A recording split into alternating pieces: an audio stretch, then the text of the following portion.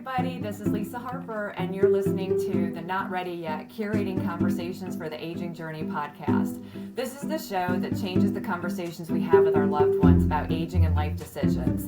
Let's have more honest conversations where we speak the quiet parts out loud. Today, we are joined by Todd Emrick, Director of Business Development at Wheaton, Bekins, a globally recognized moving company.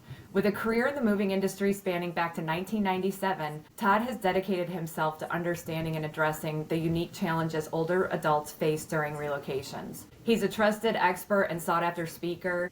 Todd has played a key role in developing a specialized training program in partnership with the National Association of Senior Move Managers, and that ensures that seniors' cherished belongings and memories are handled with care and respect. His insights into the senior moving process help both professionals and families navigate transitions with confidence. He's been featured, he's shared his expertise on PBS's Legacy List with Matt Paxton and has offered guidance on moving aging parents and training local agents to better serve this population. So Todd's unique ability to break down industry insider know-how is what caught my attention. And so I was like, would you be on my podcast? So everybody, please welcome Todd Emrick. Thank you. I appreciate being here. I love the opportunity. Yes.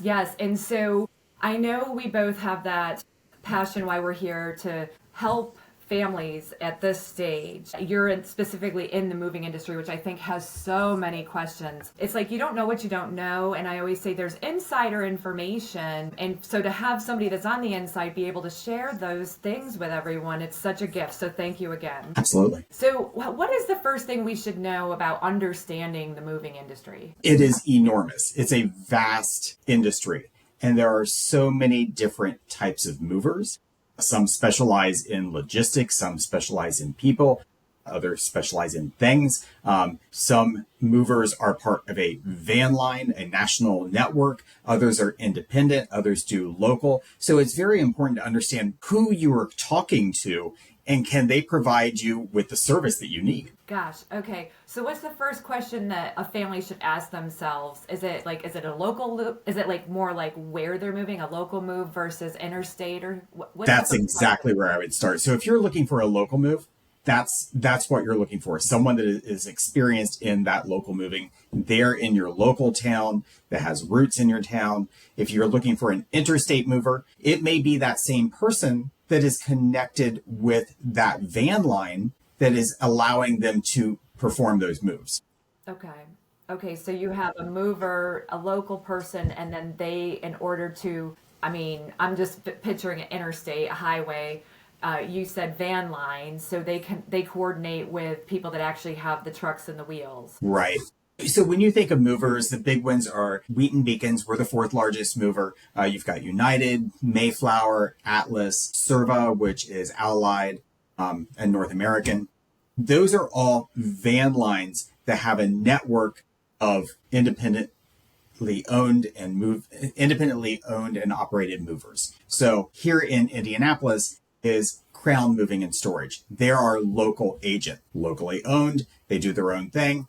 But when they are moving interstate, they are under our name, our authority, just to make it a little bit more confusing for everyone. Yeah, no, and that's why I think there's so much to it that we don't realize.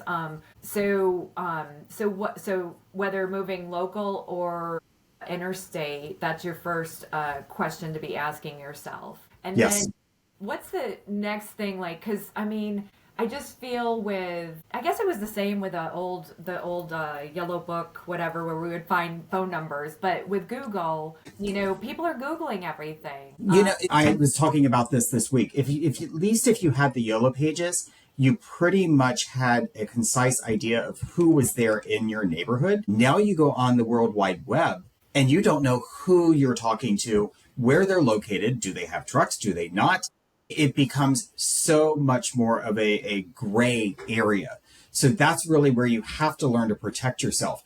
Who am I calling? Are they a broker? Are they local in my area? Those are the types of things that you're going to need to know. So I can certainly work with you to provide questions that you ask to narrow down and understand who you're talking to. And so when you say broker in the moving industry, what does that mean? A broker is someone that has no trucks. They have no moving equipment. They are sitting behind a desk making calls, taking your money, and then selling you off to another person. Oh, wow. Now, here's the thing. Brokers can be a good thing in certain situations. If I am moving my household goods, though, I don't think that's the best option. I want to know who I'm working with, who I'm signing the contract with, who is picking up and delivering my goods. Yeah. I mean, that just seems, and like you say, no good or bad, right? That's what I always say is like, you just have to understand who you have, what their level of service is, what they're responsible for in the actual logistics part of it. Yeah. If I'm moving a library of books, a broker might be a good thing. If I am moving my grandmother, a broker is probably not the best thing. Because now you've got all sorts of sentimental items. You've got emotions wrapped up in it versus books and boxes. Right. Okay. So our first question is where are we moving? And then the second is kind of finding out who locally is established and that's actually going to be your boots on the ground. Correct. So when you're calling someone, I would ask, are they able to come out and do a visual survey? And I would say before COVID, every reputable moving company had salespeople, boots on the ground. They would do an in-home survey. Then COVID hit. That kind of changed our world, just like it did everyone else's world. So we have adapted to virtual technology quite well. It allows us to be much more productive, just like it does a lot of people in a lot of industries. But you need to be aware, hey, is this still a local moving company that I'm talking to that has a brick and mortar store that has their own trucks that is doing a virtual survey for me? So the questions I would ask, great, you are Todd's Moving and Storage. What's your physical address? Can I come visit the warehouse? Are you affiliated with a national van line or are you independent? If you are independent, do you have interstate hauling authority through the federal government? Or are you a local mover? Okay. So interstate hauling authority. I've never heard those words put together. So that's yes. So people driving are like, I've never heard that either. Yeah, and this is what we need to know. You know, our industry has made it very difficult to move a box from one point to the other. We were regulated up until the late 80s. And then the federal government said, nope, you are no longer regulated, but we are still overseen by the Department of Transportation. And it's actually an arm of the DOT. It's the Federal Motor Carrier Safety Administration. And they watch over our industry, make sure that things are going well. They look for those rogue movers that we were talking about. Each interstate hauling company must be registered with the Federal Motor Carrier Safety Administration. In fact, they have a great consumer website called protectyourmove.gov. Oh, wonderful. You can go there, put in your company's name, and you'll find out how long they've been in business, how many trucks they have. That's the first thing I look for, because if they say they have 3 trucks or no trucks, how are they really going to get you across the country? Seriously. So these are the things you look for, and you can dig down in and find out, all of the drivers' health records. It goes through all of these details. But I would say start there. How many trucks do they have? Where is their location? Are they listed as a carrier or a broker? Okay. That's huge. And could you repeat that website again? .gov. Okay. That's amazing.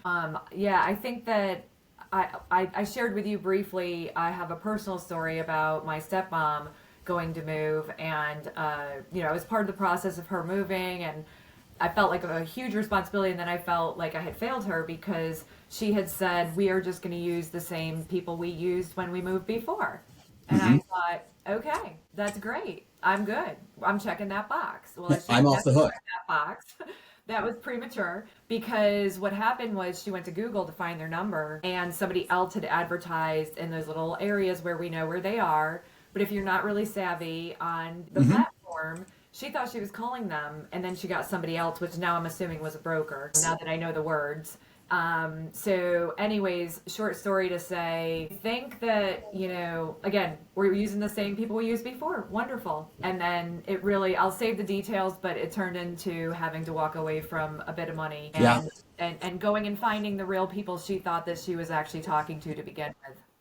I hear that story week after week after week. And I think it goes back to that example of the Yellow Pages where, someone paid to put that ad in your local Yellow Pages. Now, when you go on the internet, there's a whole list of these sponsored ads that people are paying from who knows where before you get down to who you're actually searching for. So you have to be very aware. Are they looking in the sidebar or are they looking in the main list of items that is being pulled up from the search items or from the search bar? Yeah, yeah. And I know, like you say, I feel like we talk about, scams in all areas of industry. And even to those of us that are, I can't tell you how many times a day I'm deleting and blocking numbers just for me personally. And I know it's aggravating to me. And, I feel like I still have the awareness of don't click on anything, just delete, remove, block. But it's almost a daily exercise. And so for somebody that's not as familiar, and I always say, our suite, they're very trusting. They feel like every text deserves a response. And I tell them it doesn't. It's okay. You don't know. Even as savvy as we think we are, a couple of weeks ago, I was working here at home and all of a sudden my IT department calls me and goes, "What did you click on?" And I was doing some searching, looking some stuff up. And all of a sudden I must have clicked on something I shouldn't have. IT gets an alert and they're shutting me down. So it can happen to anyone, not just older adults. Right. Even us who are using the internet and technology daily, we get caught up in it. Yeah. And that's what I mean, like if I have just a bad day and I'm just like, oh my gosh, and I forget, they're very smooth and sneaky and I'm like, oh my gosh, is that really this person?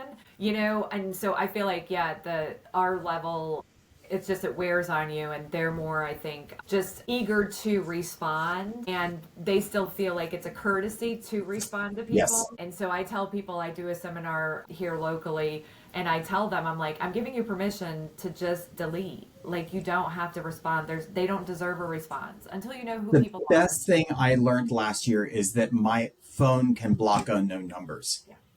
Yeah. It was like Christmas. What have you seen that, what I shared with my stepmom, you've seen that, you said you see that weekly. Yes. Is there anything high level that is in the industry that if people are starting to prepare for a move that to be aware of at this time? Or is that kind of the general one? Those are the general ones. Again, you've got to make sure that you're asking the questions. Don't make assumptions. Just because they say, yep, we're local, doesn't mean they truly are. Again, if they have a physical address, use the excuse, hey, can I come out and get some used boxes from you? Great. Not only are you verifying that they are actually there, but hey, now you get to see, what does their warehouse look like? How does their office operate? Because if you take a look in the warehouse and it's a complete mess, do you want these people moving your goods? So it's a little reconnaissance for you, but it's going to, in the long run, provide you with a lot of information. Interesting. So you can call and say, can I come get used boxes? So what I would say, let me back up a little bit. So if you are having them come out to do a visual survey, hey, great. I was going to do some of my own packing. Do you have some used boxes? So more than likely, they will say, yeah, I probably can give you 5 or so. Great. Can I swing by to pick those up? Or, you know what? Be a me and just show up anyway. Hey, just wanted to see you and check you out. I'm doing my research. Don't be afraid to be bold enough to do your research. I love because that. Then you're going to end up regretting it later. Yes, it's like, yeah, I mean, I think that you just kind of filled in a gap in my brain about the moving process that feels so like you just lose complete control over. Yes. And it is that. I'm doing my research because I'm relying on you and your company to take care of everything that is precious to me. You call a number, a random person shows up, gives you a price, and then another random person comes up and loads up everything you own and drives away. You deserve to ask questions before that happens. Yeah. Absolutely. That leads us to a good transition on, and how is that different with the family that is moving an aging loved one or the senior themselves that's packing up? How is that in your world, seeing so much in your world of moving and the dynamics and the logistics? What does that equal? Because I feel like a lot of time families are like, we're fine, we can do it. How is that? What does that look like different to you two? Because I introduced senior move management in a previous podcast, if people are listening in sequence. But could you go over just what that means? For having senior move management? Yeah, and then how they're different, how a senior move is different.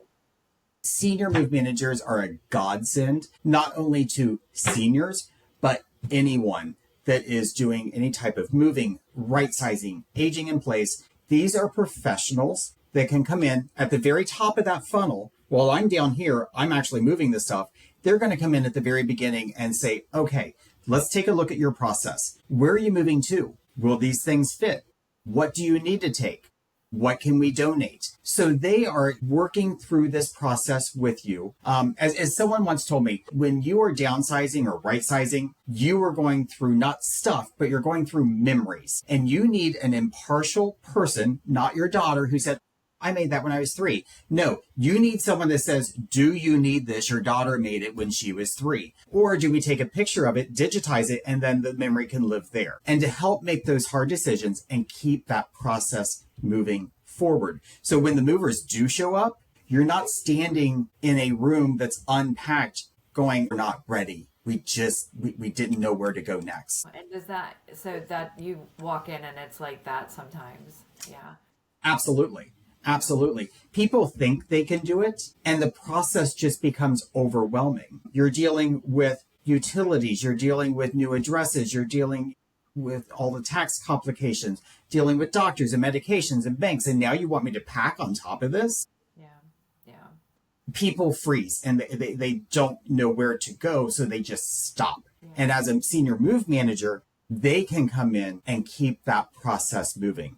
They can remove the stress, remove the emotion, and make sure that they are ready for that next stage in life or that next chapter. Absolutely. So I know I've heard, is it PBO, packed by owner? Correct. Yes. So is that something, when somebody calls and says they're moving, I guess to me, they have a date, they know where they're going. From the sounds of it, then they don't sometimes know what they're actually taking yet. But the pack by owner thing, is that something common, or is that more?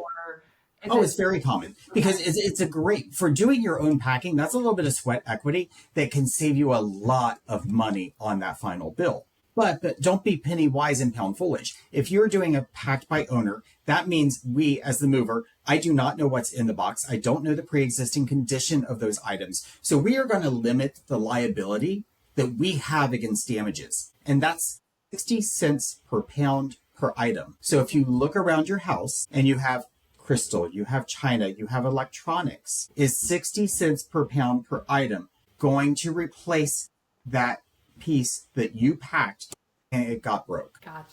Gotcha. Okay. Yeah. So when you show up, like you say, that you don't know what's in some of these things. Exactly. So, if you pack your china, we don't know if it's a full 12-piece setting. We don't know if the gravy boat is chipped in 1978 and it's still there. And when someone files a claim, we don't have any verification of the condition when we accepted responsibility for those goods or tendered those goods. So we are going to limit that liability. So if you do have breakable items, let us do those. Okay. You do the books, the pots and pans, the clothing, maybe some pictures, but let the van line, let the mover do the breakable items, and then you can purchase that higher level of coverage to make sure that if something is damaged, it is going to have full replacement coverage. And so when somebody starts to go, when they contact a mover, they should know already in their head, am I packing? Are they packing? When we do the survey, whether it's virtual or in home, that is one of the first things we're going to ask. So what's your plan? Are you going to be doing all the packing? Do you want us to do the packing? Is there going to be some mix of it? Is everything going in the home? So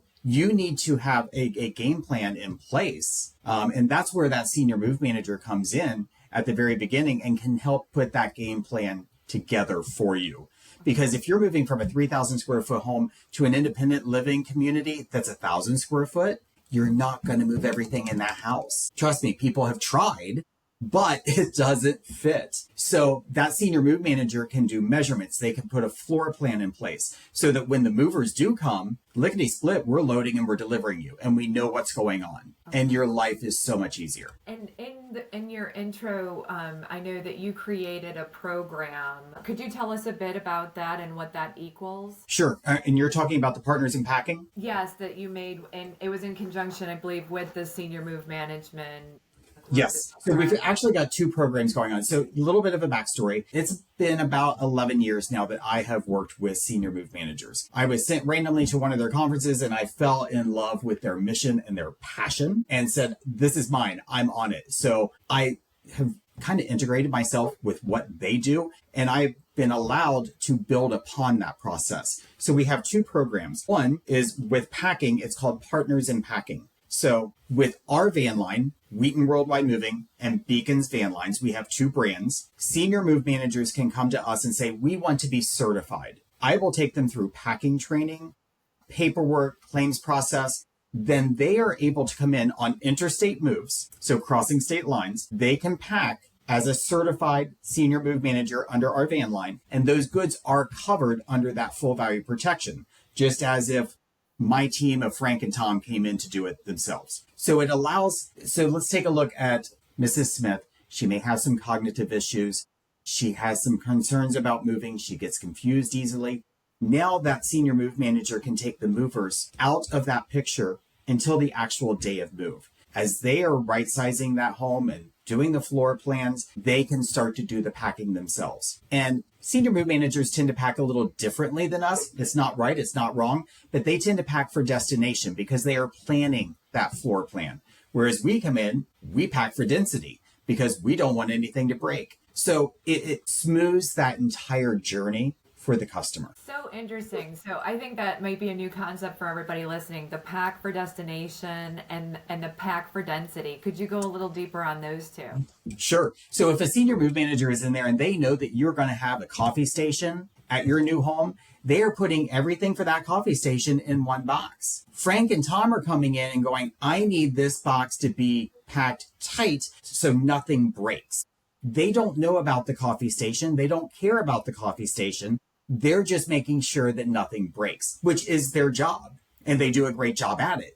They just don't go to that extra level. So that's where the Partners in Packing is coming in to kind of blend this together. So Mrs. Smith can actually have an amazing experience when things are unpacked, rather by Mrs. Smith herself, the daughter, or another senior move manager at the destination. They can unpack quickly and set up so Mrs. Smith is back in her home and getting acquainted with her new her new neighbors versus wondering where the heck that coffee pot is so she can get that set up. Yeah, and it like you say, when these moves are happening, that is my concern is, when they get to their new place, the chair that they sit in, because this is a stressful situation. This is a lot of energy, mental, emotional, physically being expended during this time at such a rate that, my concern is let's get them comfy into their space, but where's that chair? And so Correct. if the chair was put in first,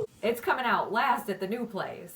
And so you guys are thinking of that. Yes. And that's why so our other program is called Silver Certification, and it teaches our agents to work with not only the older adults, but with NASM members, with SREI members, with senior home coaches, and learning your process so that we know, hey, the kitchen has got to come off first because we're going to be unpacking that and setting it up while you are delivering everything else in. Then we can move on to the next room. We know you need to get the bed set up and the bed made, the sheets made. So here is that box right there for you. So it smooths that process out. Mrs. Smith can get in there, and not only Mrs. Smith, but the family too. We always talk about the oldest daughter, where the responsibility typically falls on the oldest daughter's shoulders. It helps her too, because now she's not running around trying to figure out where the sheets are so mom can sleep in her bed tonight. Right. To be comfortable in this new space that has probably been, months or years of discussion of this is the next move, and now it's finally here. If they're lucky. Yeah. Most of the time, it's an urgent move because of a medical condition or a fall. And oh my gosh, mom has got to move. NASM officials have told me that their busiest times is right after Thanksgiving and right after Christmas when the kids go home and they say, oh my gosh, mom can't live like this anymore. I actually did a series on just my social media that I was calling Home for the Holidays. And I did a countdown towards the holidays and all the things when the adult kids go home. And everything sounds fine when you're talking to them along the year and checking in and doing the weekly call. And Yeah. then you come home and you see what's actually going on. So I actually did a countdown to that because it is that time. We're just living all over the place, and we're not seeing what the day to day looks like anymore. Well, and keep in mind too, adults are very good in their familiar environment. You take them outside of that familiar environment, and then you start to understand that they may have some cognitive issues going on, but they have memorized where everything is in the home. I know how to get to the grocery store. I know where my bank is. And they are good with that because they know those routes. You take them out of that route and you start to see where the issues truly lie. Yeah. And so for these programs, the Partners in Packing, and so say somebody's listening and they're like, gosh, we know we need to move, mom closer to us, and it's just this daunting task. Can they find out who has gone through the certification, Partners in Packing, and the silver certification? What would be your suggestion to them if they're hearing this and going, we need this in our lives? Sure. So they can reach out to our corporate office, and we can let them know if there's a certified senior move manager in their area, or reach out to the senior move manager and say, hey, are you certified with Wheaton Bekins to do the packing? We did launch this about 6 months ago, so we are still training. There's probably about 50 across the United States right now that are currently trained. There's 1,000 senior move managers. So I had my job before me. There is my task. But we are continuing to do education and training and certify more and more as we go through. Okay. And so I feel we're going to have a second part to this, everyone listening, because we're in the logistics and the understanding the industry side of it. We're going to deep dive more on the actual what it looks like, the in-home surveys and how to pack and downsizing before you move. So we're going to do a second section on that because it's so much. This is the understanding the insider's view of the industry and knowing the things to ask. We say we don't know what we don't know. So maybe here today you heard different things that you've never heard before. I know I was writing down things that I've never been exposed to, and I am on the peripheral of the industry. But I never knew that you could do research on the website you shared. So I just wanted to let people know that we are going to split this off and do a part 2 that's really going to be more about your family's move. And this is the high level. So one last thing I wanted to ask though before you talked a lot about interstate moves and the range and the network that goes on. For those, again, we were just talking about adult kids that are not living near where their aging loved ones are. So what is the biggest thing you can let them know? I know we talked about the website they can go to. I had written down from a previous conversation about a DOT number. Is that something that we should share? What does that help with? It goes back to the federal government, the Federal Motor Carrier Safety Administration. So every interstate van line or any interstate carrier, I should say, must have a DOT number, a Department of Transportation number, and an MC number, motor carrier number. So when you're calling around, you can say, hey, great, would love to set up a survey. By the way, can I have your US DOT number? Would like to do a little bit of research before you get here. Great. Wonderful. Thanks. Yeah. And they should willingly give that. It should be on their website. Okay. Yes. Okay. And like I say, I just personally went through a scam with a move, and I'm just really trying to get that information out because I'm sitting here going, man, I wish I would have known these things a year ago. But I know them now, and hopefully this has been helpful to those of you listening that have a move coming up and you're just starting to wonder, because we do hear horror stories of L moves.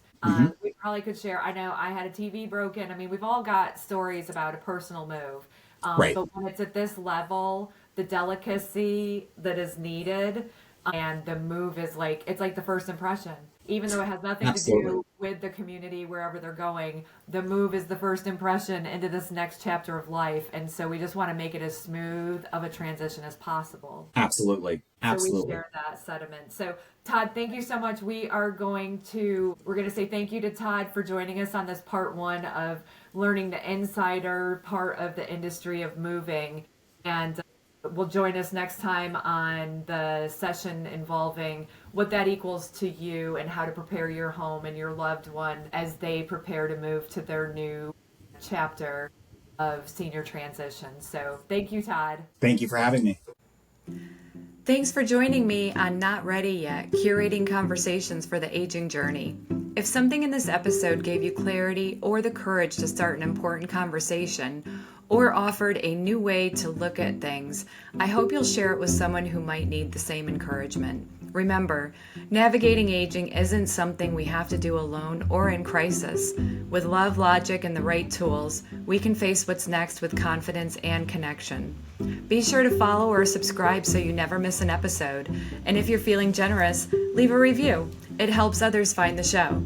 And just a quick note, the information shared on this podcast is for educational and informational purposes only. It is not intended as a substitute for medical, psychiatric, legal, or other professional advice. Always consult a qualified professional for guidance tailored to your unique situation. This is Lisa Harper, and I'll see you in the next episode. Bye for now.